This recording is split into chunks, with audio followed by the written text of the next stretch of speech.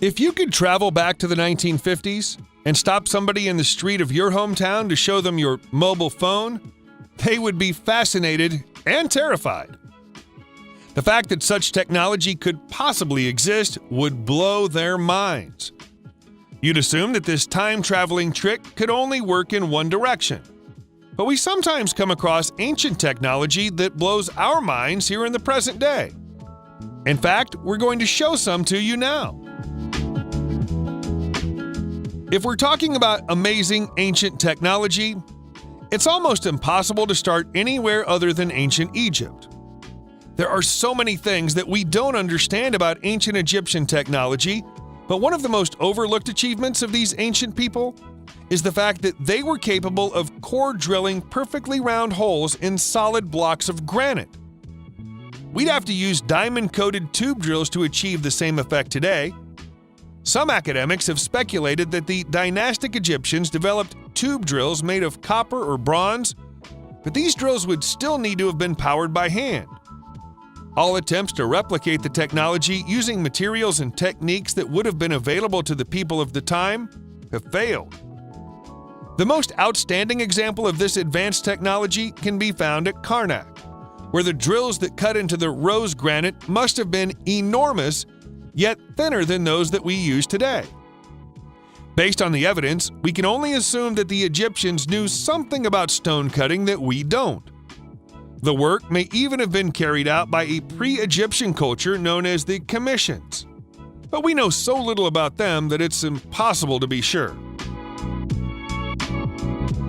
Beautiful instances of golden gilding can be found on the golden altar of St. Ambrogio in Milan, with thin gold coatings applied smoothly to the carvings to give them a luster and a sense of importance. It isn't easy to believe the altar was built in 825, not only because it's so elaborate and well kept, but also because the gilding technique should have been unfeasible for the people of the time.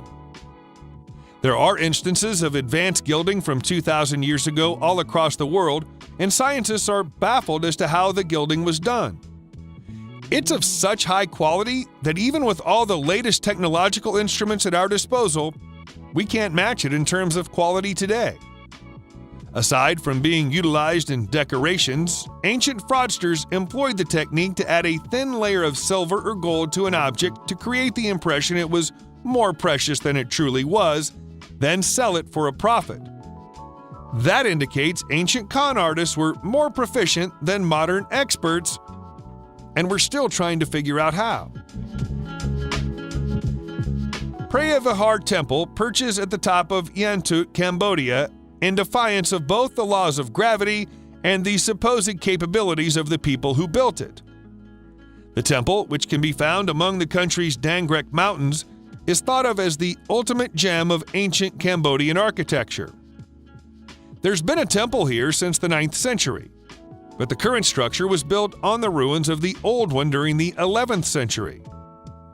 It's thought that the Suri Avraman kings who built it wanted to replicate the beauty of the world-famous temples of Angkor. Their creation is an entire complex neatly lined up on the very edge of the cliff close to the border with Thailand. In fact, Thailand is so enamored with the temple that they tried to claim it as their own, challenging Cambodia for ownership in a legal dispute that went all the way to the International Courts of The Hague in 1962. The court came down on the side of Cambodia, but no amount of research since then has offered the first clue about the methods of construction that went into creating the temple site. We're going to go back to the ancient Egyptians now, because we're not done talking about their stoneworking abilities. Aside from being able to drill perfect holes in granite using methods we don't understand, they were also able to carve through limestone, granite, basalt, and other hard stones almost as if they were butter. In some instances, they appear to have done this using tools that were no more sturdy than saws. You can see saw marks on the basalt paving stones that line the east side of the famous Great Pyramid of Giza. The lines left by the tools are clean, sharp, and parallel, indicating that the blades were perfectly steady. This is a sign that the blades went through the stone quickly and easily. We have no idea how this was done, but scientists have speculated that the Egyptians knew of a way to use liquid to temporarily soften stone in a way that would allow it to be cut like this. The process is called molecular bond reversal, and is something that we're currently trying to master in laboratories all over the world.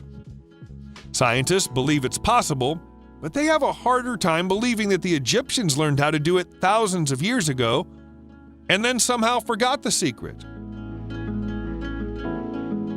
During its 2,500-year history, the Turkish city of Kanos has been invaded and captured numerous times. Every time this has happened, the city's new masters have attempted to obliterate their predecessors' legacy. As a result, much archaeological material and information has been lost, making it hard to figure out who created the city's stunning rock-cut tombs. They have a Hellenic design and are thought to be roughly 2,200 years old. What little archaeological data there is implies that they were used until roughly 500 years ago. It's still feasible that they're up to 300 years older than the most widely accepted date, implying that they were carved at or around the same time as Kanos was first founded. Unlike most old tombs, there's no distinction between rich and poor at this site. The 20 or so tombs with exquisite entry decorations and sculptures are assumed to have belonged to leaders or aristocrats, whereas the others are plain and appear to have belonged to ordinary people. We'll never know who's responsible for these magnificent sculptures and carvings, which means we'll also never know how they were created. Leonardo da Vinci, an Italian Renaissance master, is often regarded as possessing the finest mind in human history. In painting, science, biology, and sculpting, the genius was light years ahead of the pack during his lifetime, and it appears that he foresaw the future of military battle as well as the many other things he was able to predict. Long before a tank first rolled through the battlefields of Europe, or everywhere on the planet for that matter, Da Vinci drew up a rough sketch of what they would look like. Although he never created a prototype based on his idea, the basic principles remained sound. The Da Vinci tank had a removable top part that could be opened to enhance the driver's visibility and space for outward-facing blunderbusses. The tires were perhaps too thin to be useful in a muddy field, and the axle's crank design appears to be defective, but we shouldn't count that against Leonardo. Although a wooden tank wouldn't have survived very long on the field, this concept serves as a foundation for subsequent designs. Remarkably, in 2010, a group of engineers were able to build a functional replica of the tank using Da Vinci's plans. The Bocca della Verita was featured in the 1953 film Roman Holiday, starring Audrey Hepburn and Gregory Peck, and may be familiar to classic movie fans. This massive ancient stone, whose name translates literally as the mouth of truth, is believed to be able to identify when someone is lying. All the liar has to do is put their hand within the sculpture's mouth and talk. If they lie, the mouth is meant to close and slice off their hand. Some people believe the legend was made up for the movie and that the stone is merely an old and beautiful drain cover. But who would go through the trouble of engraving the face of the powerful sea deity Oceanus on a plain drain cover? And why? We'd rather believe the myths around the 2,200-year-old stone disc, which say that the movie's plot is founded on an ancient truth. Forget TV talk show lie detectors. Eons before any modern talk show host was born, this statue was sifting truth from lies. Is it a little far-fetched? Perhaps so, but all stories have to come from somewhere. A mysterious ancient Egyptian artifact was purchased by a Dutch museum in 1828. Its background is unknown prior to its arrival at the museum, but scientific study of the alabaster disc revealed that it's roughly 4,500 years old. 7 little holes have been punched into the disc, which could have been a tabletop in the distant past and was most likely used to contain oils and incense sticks. Some assume it was used for embalming, while others claim it resembles a control panel of some sort. For those people, the idea of being a humble embalming table is wide of the mark. They suspect something far more fantastical. The entire surface of the disc is covered in hieroglyphs and symbols, some of which have not been seen before on any other ancient Egyptian artifacts. It's quite possible that the markings are a set of instructions outlining the object's purpose, but we'll never know for sure as we've never been able to translate them successfully. Why would somebody go to the trouble of lavishly decorating a table just to utilize it for embalming? The question of who constructed the world's first robot and when has no definitive solution. If you wanted to go all the way back to Hero of Alexandria's automatons, you could, but not everyone recognizes Hero's creations as robots. Try the digesting duck instead if you want a complex, recognizable robot. Jacques de Vaucanson, a French inventor, created it in May 1739. Vaucanson, far from conducting experiments with robotics, didn't build a robot to impress scientists. Instead, he built it to entertain his peers. Surprisingly, Hero's automatons were created for the same reason. Jacques would wow his pals by giving grain kernels to his metal duck, which would appear to consume, digest, and defecate the grain.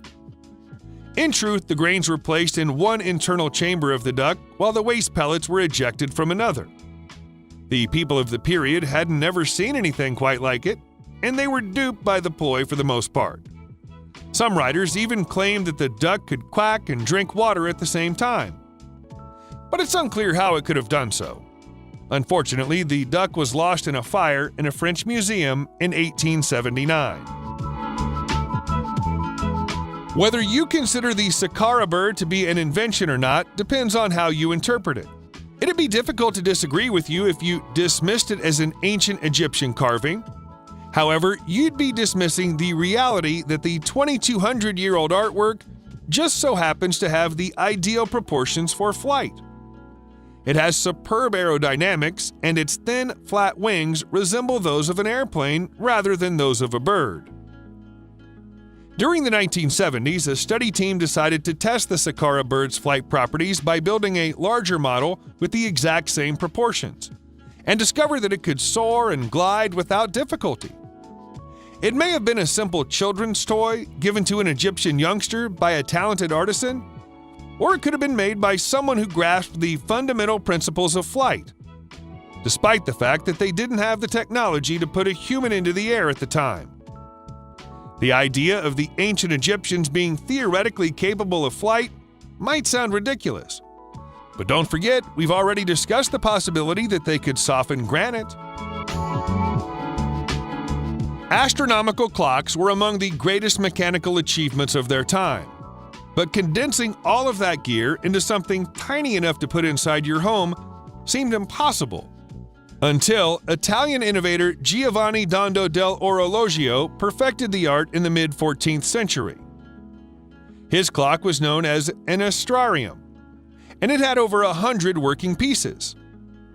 This astrarium had 7 face panels and could not only indicate the time, but also where the sun and the moon were in the sky, as well as the relative positions of the 5 known planets at the time. It was even able to inform you when the next holy feast is. Giovanni's astrarium is regarded as Europe's first genuinely mechanical clock, despite the fact that it was made without a single screw. Journalists who covered the story at the time hailed it as a miracle, despite the fact that few could appreciate its intricacy.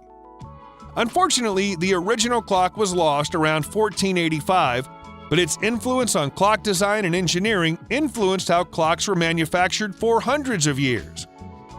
If there's a clock on the wall of your home today, it owes a little something to Giovanni Dondo dell'Orologio. The Nimrod lens, according to some archaeologists and historians, is the world's first telescope. Others claim that its magnifying properties were utilized to magnify the sun's rays and start fires rather than stare at distant objects or stars, and it was never intended for such a purpose. Who's correct? And who's incorrect? Well, the dispute has raged for well over 100 years and shows no signs of abating anytime soon. The item, also referred to as the layered lens, was discovered in Iraq in 1850 among the ruins of an Assyrian palace. It began as a simple lump of rock crystal that was cut, sculpted, and polished into its current form. The Nimrod lens has a magnification factor of 3, which may not seem like much, but it's the same as the telescope developed in the Netherlands in 1608. When the Dutch telescope was constructed, the Nimrod lens was already roughly 2,600 years old. Therefore, it's no exaggeration to state that if the lens was designed to be a telescope, it was thousands of years ahead of its time. Subscribe to the channel and turn on notifications, and you will be the first to know when a new video comes out. Thank you for watching, and see you in the next video.